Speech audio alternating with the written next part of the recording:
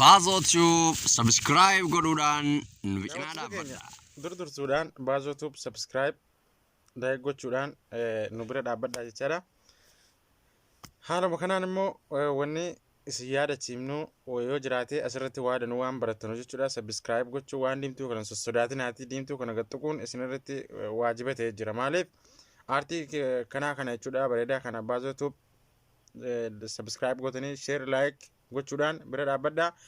Haaluma kanaan immoo dhukkuba zabana ammaa daddarbaa jiru kana vaayirasii koronaa irraa of ittisuudhaaf namarraa fagaachuu namatti dhiyaachuu dhiisuu waan namni qabe sana yoo qabdan amma uummanni keenya irra caalaan biyya arabaa kana keessa waan jiraataniif irra guddaan uummata keenya biyya arabaa kana keessa waan jirtaniif yeroo masalan akka biyaalaa dhiquu warra istiraada daddan biyaalaa fa'i dhiqamaa waan adda addaa yeroo dhixxan sana keessatti utuu waan sana dhixxanii saabunaan dhiquu qabdan jechuudha. Amma qulqullina dhufee irra caalaan namaadha ammoo gaa ustaazotiin rabbi irraa jaallatu warri hiikaa dhukkuba kanaa beeku koronaa vaayirasii galatoomee jechuu jiran jechuudha. Shukran koronaa vaayirasii ka jedhu tokko daa'ii beekamaatu dubbachuu jira.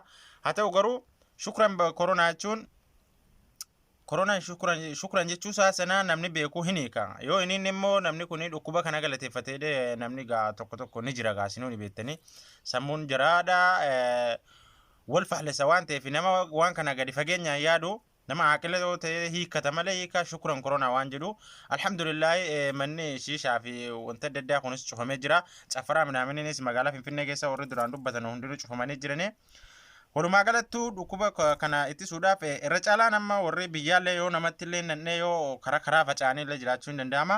Biyya alaa keessatti immoo keessatti warroonni jechuudha amma ardii biyya arabaa kana keessa jirannu irra caalaan nama warra istiraa dalaguu warra qodaa dhiquu warra amma arabatti waa kennee araba harkaa waa fuudhu kanaaf xiqqoo dhaamsa dabarfachuu barbaanne qalbii naggeeffadhaati YouTube keenyallee subscribe gochuudhaan nu bira dhaabbadhaa jecha.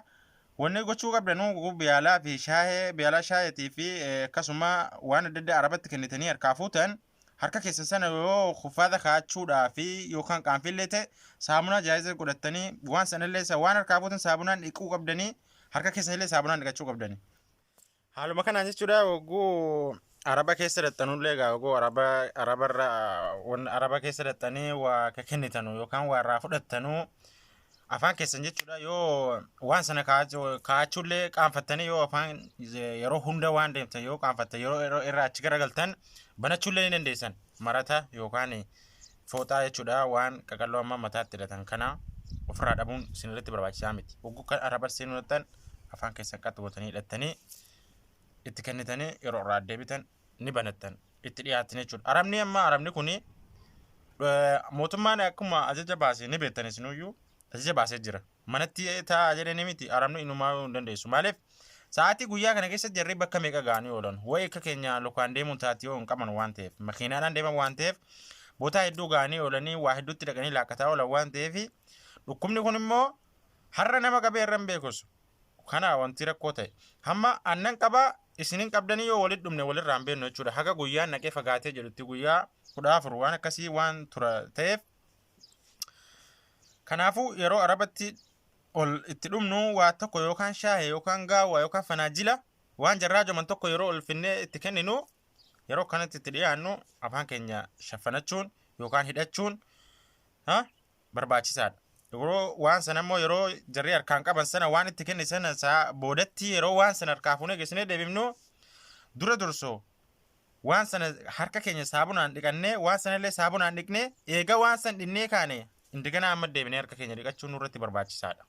Kana beekuu qabdanii irra guddeessaa amma biyya alaa kana keessa warri jiru istiraa warri dalagu dhaamsi guddaa wannan dhaamuu barbaadu. Warri istiraa daladdanu akka of eegnu dhukkuba kanarraa akka walaba taanu akka of tiksinu isiniin jedhaa galatooma. Baazootu subscribe godhuudhaan nu cinaa dhaabbadha.